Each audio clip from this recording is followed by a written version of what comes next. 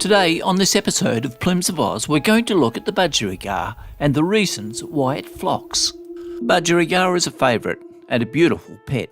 When you see them flying in flock formation, you may wish your bird was out in the wild. Now, for those of you with caged budgies, I can't emphasise enough, the natural colour of a budgie is a green body with a yellow head. And on the lower part of the cheek, there is a purple cheek patch. And when these birds fly in flock formation, it is the green and gold that really catches the light.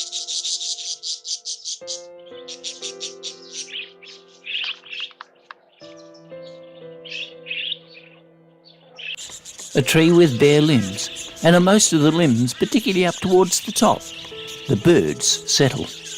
Budgerigars. The birds aren't separated by distance, often alighting on the branch in close proximity. In contrast to the close relatives, the cockatoos, for these larger birds, when they alight on a perch, are separated by a good distance to allow for opening and closing of their larger wings. But the budgie flock is always characterised by close proximity. The budgies are a magic little bird, and today we want to look at the flocks as they form and break down. Firstly, let us look at a typical pair of budgies when they are in breeding mode, separated from the flock. The bird on the left-hand side is a male. The reason for this is that the cere, or that small, fleshy-looking area above the bill, has a bluish coloration, whereas the female has a fleshy fawn coloration to the cere. Now, when budgies are in breeding mode, this is the typical situation. They may be small groups, but never large. And the male and the female can usually be found sitting together on a branch. They nest in limb hollows, and once a suitable nesting site has been found, they will copulate and then lay the eggs in the hollow, raising the subsequent young. The adult male will bring food to the female as she sits on the eggs. 3 weeks later, the eggs hatch. Then a further 3 weeks later, the birds are fledged. The fledglings have short tails, but these quickly grow. The other identifying feature is that the forehead of the bird will have stripes over it, and as it becomes a mature bird, these stripes will disappear and the forehead will become yellow. Look at the forehead and the eye of this chick as it comes to the entrance of the nest to be fed by the adult male. A young bird with forehead banding, perched above the water, and the adult comes in to supervise the drinking. The juvenile bird has a small bluish tinge to the cere, telling us that it is a male. The adult above is a female.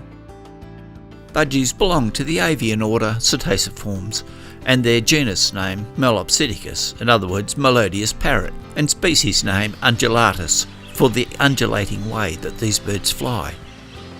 Both in flight and whilst roosting, the budgerigar comes together, forming flocks. The question is, why do they form flocks? For during the breeding season they are often in pairs.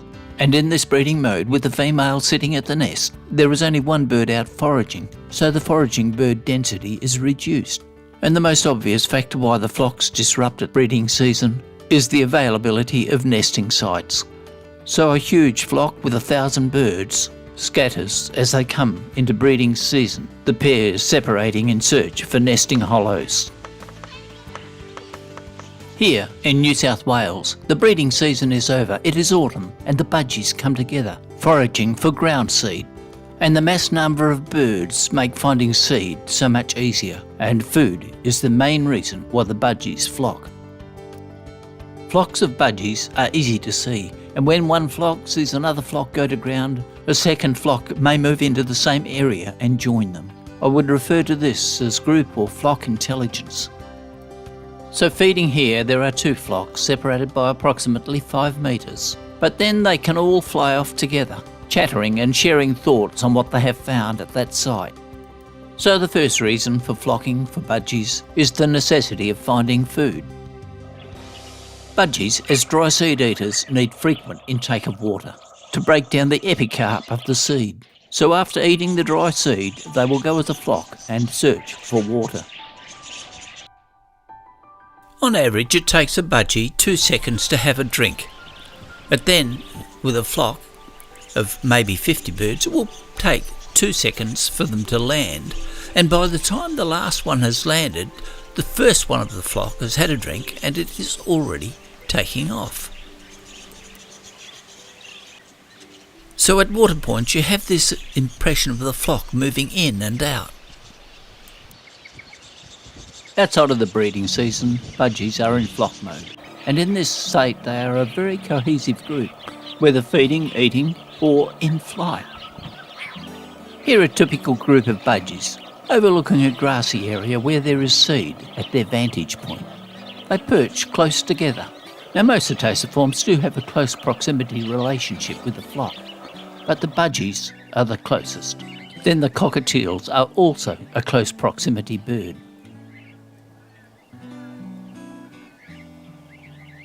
All cetaceforms feeding and drinking hesitate at a staging point before flying down to the ground to drink or feed, and as the wind blows this branch, the budgies look at the grass seed below. On the ground, the budgies not only eat grass seed, but also herbaceous plants.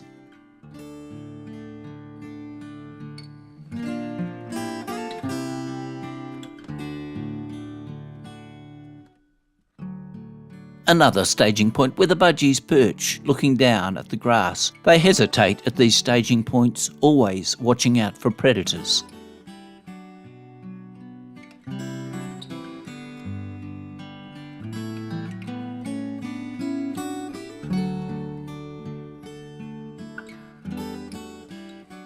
The budgies maintain close proximity even in flight. The major separation between the birds happens when they turn, for here the slight reflex lag effect of tangential motion is accentuated. Another staging point for the budgies. Here on top of a barrier fence they are perched on the wire, waiting to go to ground to feed.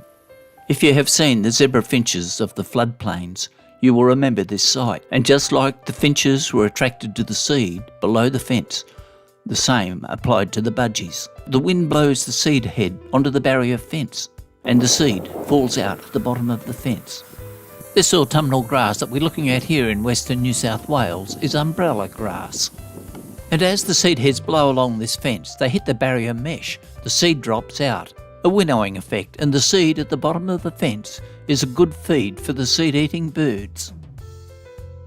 And as mentioned, if one flock flies in, so another may follow, and the budgies know that the finches are seed-eaters and follow the finches onto the ground. The wind is blowing. The empty grass heads keep getting blown along the fence, and as the budgies and finches go to the bottom of the fence to find the seed heads cover them like a cloud blowing along. Now normally the budgie would stay on the ground for a while feeding, a little longer than the 2 seconds that they take to drink, but with the seed heads blowing around them, they are easily disturbed, and it doesn't take long for them to lift up off the ground into flight. And as the birds pick up into the air, you can see that the birds from both sides of the fence come together. Then they will return to the same feeding site. The wind and the blowing seed heads makes the budgies apprehensive and very flighty. With this heavy wind and the seed heads blowing about, the budgies are far more flighty. Now this is in western New South Wales, where the flocks are large, but not as large as further up north. But just watch the flocks. Some of them just fly by and others merge.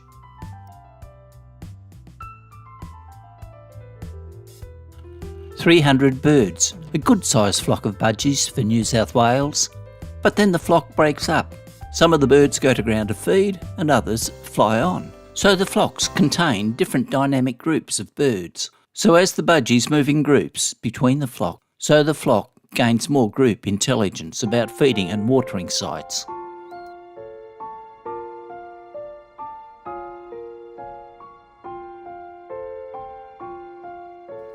Here there are budgies feeding on the ground.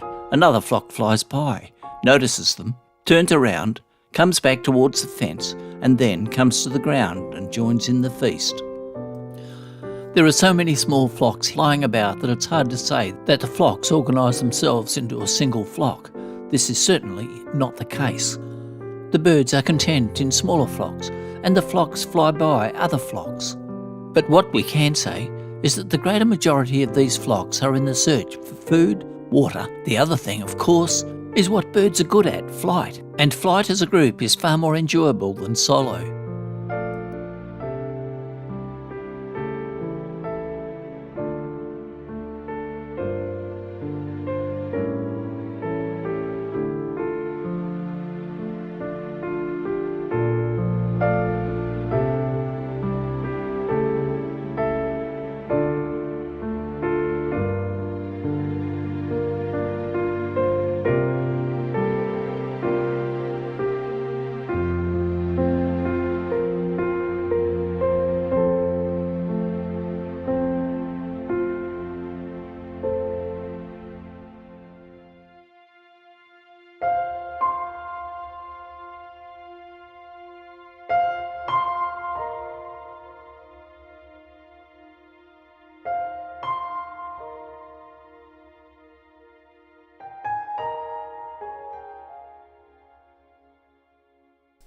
A slow motion flight view.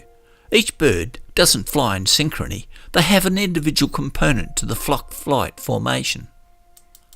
Proximity of the birds in flight is only disrupted when they turn. Birds on the outer arc having to travel further, like a whiplash effect.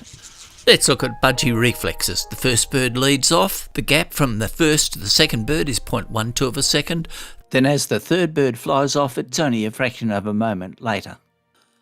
Motion paths of bird flocks in flight has been studied extensively, particularly in Rome using the starlings. And the undulating effect of simple harmonic motion, combined with forward movement of the flock and then individual bird lag effect, with each bird trying to maintain a symmetry of motion with the bird in front, to the left and to the right, the summation being a flock path, or with the starlings a murmuring. That turns chaos of flight into balanced flock order.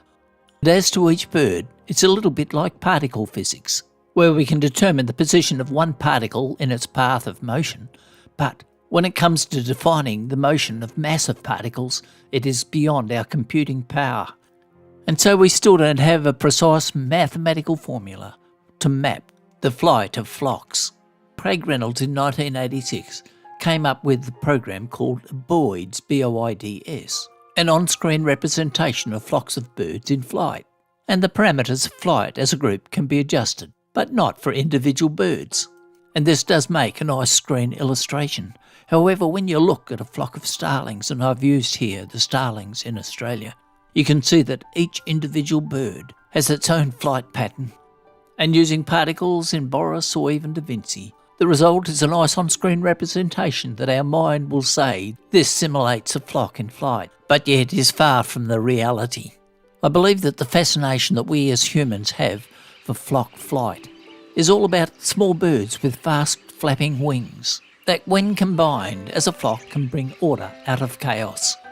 I have never seen the murmurings of the Rome starlings, but certainly I don't believe the screen representation can simulate hundreds of thousands of birds moving as if inspired to dance to one of Mozart's themes. But the theme is an innate ability written into their DNA that we call the murmuring. Movement of birds in flocks has always intrigued ornithologists studying bird behaviour. What we do know is that flocking is mostly for either food, water, migration, breeding, and finally socialisation, equivalent perhaps to the urbanisation of humans.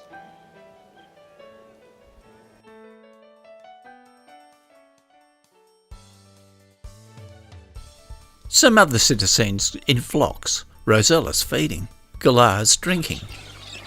There is one further point with flock formation, and this is instinctive in the birds that do form flocks, and that is predator protection within the flock. In Australia, we are getting many feral predators, but the most important predator for the budgie are the avian ones, the raptors. It is often thought that there's a false sense of security in budgies and finches and such like coming together in flocks. For with huge numbers, the raptor can just fly through the flock and grasp a bird because of the high density. Not quite. Raptors, as birds of prey, single out the bird that they want to take. So when there is a flock, the neuronal process to pick out a bird becomes overloaded. But the raptors can still be successful. So the flocks of budgies are still wary of raptors and fly off as soon as they see them, usually to a twiggy tree where there is protection.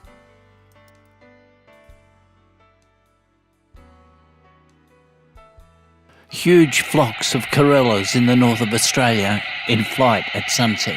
So many that they make a cloud in the sky. They don't have the uniformity of the budgies.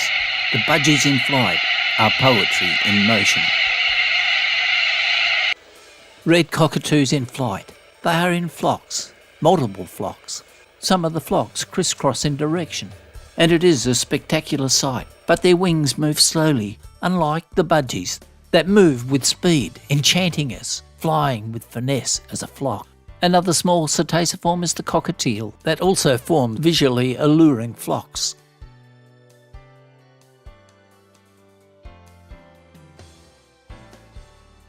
Larger birds that fly in flocks with grace are like the waders that have their V formation and then a long tail. Cranes are notorious for forming large flocks, and in flight follow one another, and it is believed that they slipstream. Slipstreaming or not, the brogger, an Australian crane in flight, makes a melodious call. Many larger birds move in flocks, for here in a flock they can find thermals to lift them up for long distance flights, like these pelicans. Arctic waders like these eastern curlews flying in a straight line on the Trans-Pacific route. Then, approaching the coastal wetlands of Australia, they will circle and land. Terns also flock, but here it is different.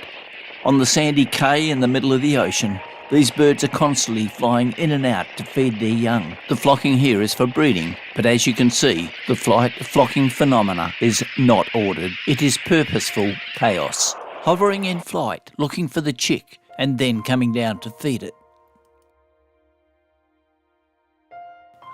Another example of flocking for breeding purposes is that of the egrets, and here you can see the cattle egrets with their large nests and flying in flight formation. On behalf of Plumes of Oz, thank you for watching this video on the flocking nature of the budgerigar. We hope you've enjoyed it. If you would like to subscribe to receive notification of further videos released by the Plumes of Oz of Australian birds in the wild, hit the subscribe button and then the bell to get notifications.